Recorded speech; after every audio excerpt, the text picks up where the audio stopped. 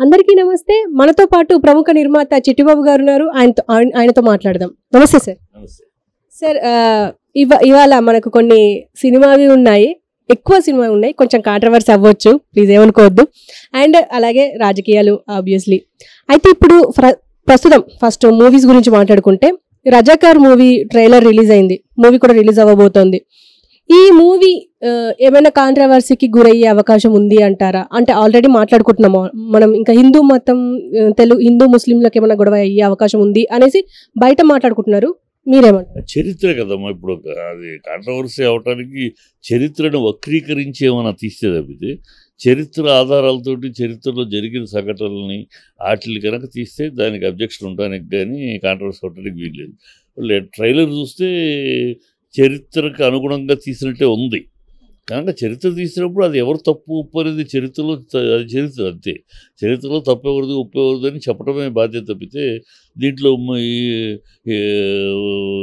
హిందువుల కోసం తీశారు, ముస్లింల కోసం తీశారు అన్నమాట కరెక్ట్ కాదు. ఆ విశ్లేషణ చేసేటప్పుడు ఆ సినిమా ఫిక్షనా హిస్టరీనా? అది ఫిక్షన్ కాదు, చరిత్ర. చరిత్ర అన్నప్పుడు చరిత్ర ప్రజలకు తెలిసిన చరిత్ర, అది అందరికి తెలుసు. ఇప్పుడు చరిత్ర కావాలంటే కూడా నెట్లో కొట్టి దాని మూమెంట్ ఏంటి, దాని గొడవ ఏంటి, ఎట్లా అయింది, ఎలా అయింది, హిందువులకు ఎలా నష్టం జరిగింది, అది అన్నీ తెలుసు. ఇవాళ ఉన్న ఎంఐఎం ఈ ఎట్లా రజాకారులకు వెనకాల ఉండింది అన్నీ వస్తాయి. సో వాళ్ళకి నష్టం జరగచ్చు, కానీ నిజం చెప్పేటప్పుడు నిజంగా చెప్పాలి. మరి ఎంత ధైర్యంగా చెప్పాడో నిజం చూడాలి.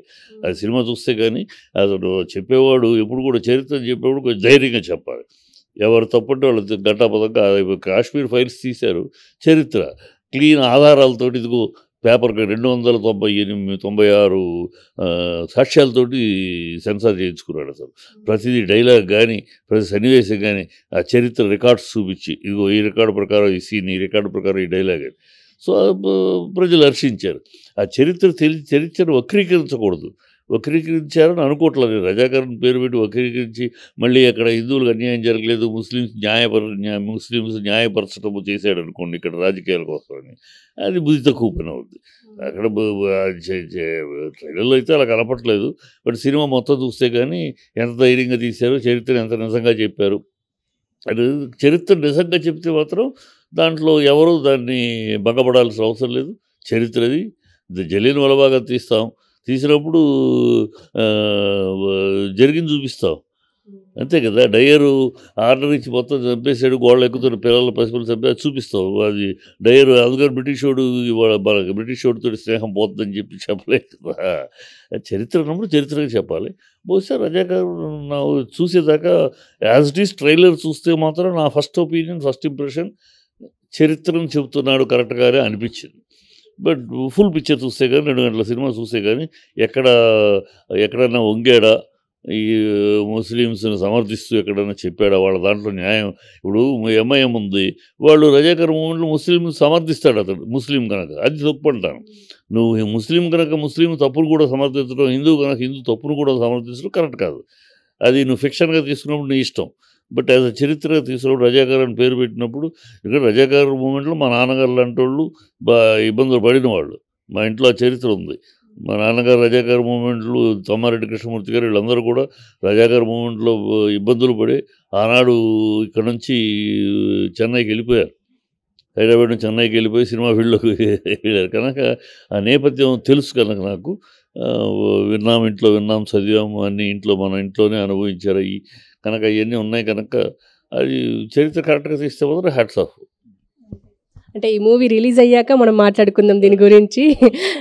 అండ్ అలాగే ఇవాళ ఒక న్యూస్ ఏంటంటే, ఆర్జీవి గారు ఒక ఇంటర్వ్యూలో మాట్లాడుతూ అసలు ఫ్రీగా అంటే స్వేచ్ఛగా ఉండాలి అంటే ఎలా ఉండాలి అని చెప్పేసి అడిగితే యాంకర్, అన్నీ వదిలేయండి, మానవ సంబంధాలు అన్నీ వదిలేసి దేవుడు నమ్మకాలు అన్నీ వదిలేసి బతకండి, అప్పుడే హ్యాపీగా ఉంటారు అని చెప్పేసి అన్నారు. మీరేమంటారు? అదే అన్నీ తనాల రోగులాగా అన్నీ వదిలేసేసి చెలరోడ్లాగా అమ్మాయిల కాళ్ళు నాకుతూ ఫోటోలు పెట్టి నగ్నంగా సినిమాలు చూస్తూ చెలర బూతు విషయాలు చేస్తాడు కనుక తనది బావిలో కప్ప అలాగే అనుకుంటుంది, అలాగ వాగడం తప్పుతుంది. అన్నీ వదిలేసి మానవ జీవితం, సమాజం ఒక సమాజం, మానవ జీవితం జంతు జీవితం కాదు. జంతువులు కనుక అన్నీ వదిలేస్తాయి. జంతువులకి సిక్స్త్ సెన్స్ లేదు, ఇంగిత జ్ఞానం ఉండదు. మనిషికే భగవంతుడు ఇంగిత జ్ఞానం ఇచ్చాడు. సృష్టికి ప్రతిసృష్టి చేయగలిగిన సామర్థ్యాలను, శక్తి సామర్థ్యాలను ఇచ్చాడు. కనుక ఇక్కడ అన్నీ వదిలేసి బతకాలి, జంతువులాగా బతకాలంటే అలా మూర్ఖుడు వాక్య అది. అదొక మూర్ఖుడు. వాడు అలా అన్నీ వదిలేసినాడు, అన్నీ తెగించినాడు, మొహం మీద ఉమ్మేసిన తుడుచుకుని వెళ్ళిపోయేవాడు. ఆ శుద్ధంతో అభిషేకం చేసిన ఆనందంగా ఉండేవాడు. కనుక వాడు అలా వాగుతాడు. అతని మాటలను పట్టించుకుని అదేదో పెద్ద సూక్తుల్లాగా, అది సూక్తులు కాదు, బూతులు మాట్లాడేవాడు చెప్తే ఏదో వాగుతూ ఉంటాడు. ఓడకా వాగుడు. అన్నీ వదిలేయాలని వాడు అడిగిన దానికి అన్నీ వదిలేయాలి, దానికి ఏదో పెద్ద సమాధానం గొప్పగా వీడు పెద్ద మేధావిలాగా. ఇది ఒక శుష్క మేధావి. మేధావిని మీడియాకి వచ్చేది పెద్ద మేధావిలాగా. అప్పుడెప్పుడో మేధావి, నిజంగా మంచి సినిమాలు తీశాడు. ఆ రోజుల్లో నాలాంటి కూడా అతన్ని అభిమానించాం. నా అసిస్టెంట్లను కూడా తన దగ్గరికి పంపించారు. వెళ్ళండిరా, నా దగ్గర పనిచేస్తున్న అసిస్టెంట్లని వెళ్ళండి, కొత్త డైరెక్టర్ మంచి టెక్నాలజీ లేటెస్ట్గా చేస్తాడు, వెళ్ళండిరా అని నా దగ్గర పనిచేస్తున్న కృష్ణవంశీ, నా దగ్గర పనిచేస్తున్న శివనాశ్వర ఇద్దరు నేనే పంపించాను రామ్ గోపాల్ దగ్గరికి. వెళ్ళమని, కొత్త డైరెక్టర్ బాగా ఉంది, ఐడియా సౌండ్ మీద మంచి ప్లే చేస్తున్నాడు అని. సో అట్లా మేము అతన్ని గౌరవించాం ఆనాడు. అది ఎప్పుడో తాతల మూతులు చూడండి, తాతల నేతుల దగ్గర మూతులు చూడండి అంటూ అది ఎప్పుడో గతం. ఒకనాడు అనగనగా శివ అన్న రోజులై. ఇప్పుడు అతను ఆ మేధావి దీంట్లో శుష్క మేధావి కింద అయిపోయాడు. చిల్లర మేధావి అనే పదానికి అర్థం లేదు. వాడిని మేధావి అంటాం కూడా దౌర్భాగ్యం. అన్నీ చిల్లర బాళ్ళు, చిల్లరతనము. అతను పెట్టే సూక్తులేంటి గడుగుడ్డు. ఆడన్నీ వదిలేసాడు కనుక అన్నీ వదిలేసాడు. ఎర్రగడ్డలో పిచ్చోడు మాట్లాడినట్టు మాటలయ్యి అంతే. అది ఆడి మాటలకు కూడా ఒక లెక్క విలువ లేదు. అండ్ ఇప్పుడు ఈ మధ్య రిలీజ్ల పర్వం బాగా మొదలైంది. చాలా రిలీజ్ అవుతూనే ఉన్నాయి, రిలీజ్ అయినాయి కూడా మళ్ళీ రిలీజ్ అవుతున్నాయి. అయితే ఈ మధ్య ఉదయ్ కిరణ్ మూవీ ఒకటి రిలీజ్ అవుతోంది, నువ్వు నేను అనేసి. అది అప్పుడు చాలా సెన్సేషనల్. ఇది ఇప్పుడు మళ్ళీ రిలీజ్ అవుతుంది. ఈ టైంలో మళ్ళీ ఉదయ్ కిరణ్ మరణం గురించి మాట్లాడుకుంటూ బాధపడుతున్న సందర్భాలు. అయితే నిజంగా మెగా ఫ్యామిలీ వల్లనే అలా అయ్యారా అని చెప్పేసి కూడా చాలామంది మాట్లాడుతున్నారు. మీరేమంటారు? అంటే అప్పుడు ఉన్న వాస్తవాలు అప్పుడు జరిగింది. అతను వాళ్ళ ఇంటి పిల్లని ప్రేమించటాలు అవి జరిగినాయి. ప్రేమించాలి, ఆ ప్రేమను వీళ్ళు అంగీకరించకపోవటం తద్వారా అతని మరణానికి అతను మానసికంగా ఇబ్బంది పడి అతని సినిమాలన్నీ కూడా రిలీజ్ అవ్వకుండా ఆపేయటాలు, రిలీజ్ అవ్వకుండా, ఏ సినిమాకి ఫైనాన్స్ రాకుండా, సినిమాలు రిలీజ్ కాకుండా అతని కెరియర్ ఆ విషయంగా కెరియర్గా అడ్డుకున్నారు.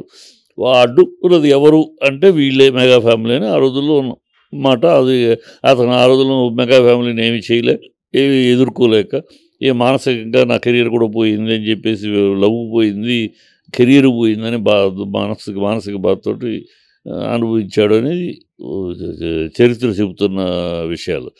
కనుక మళ్ళీ అలాంటి సినిమా రిలీజ్ అయినప్పుడు మళ్ళీ ఒకసారి తలుచుకుంటారు సమాజం.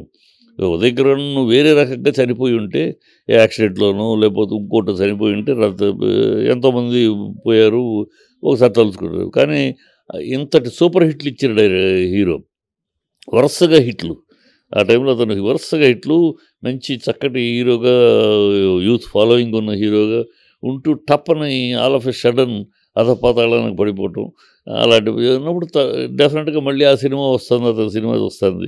ఇలా ఈ సినిమాలతోటే కదా ఇది పెద్దోడు అయ్యాడు పాప ఇవాళ ఇలా అని ఉంటుంది. తలుచుకుంటారు తప్పులేదు. తలుచుకున్నప్పుడు అతని స్మరణానికి కారకులైన వాళ్ళని గురించి తలుచుకుంటాము తప్పులేదు. అది జరుగుతుంది. చరిత్ర ఇప్పుడు ఒకసారి తలుచుకుంటారు ఉంటారు. ఇప్పుడు రామారావు గారి మరణం గురించి వచ్చినప్పుడల్లా చంద్రబాబు వెన్నుపోటు ఎందుకు తలుచుకుంటారు?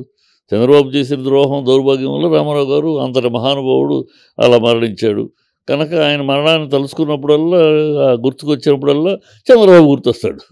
అంతే కదా.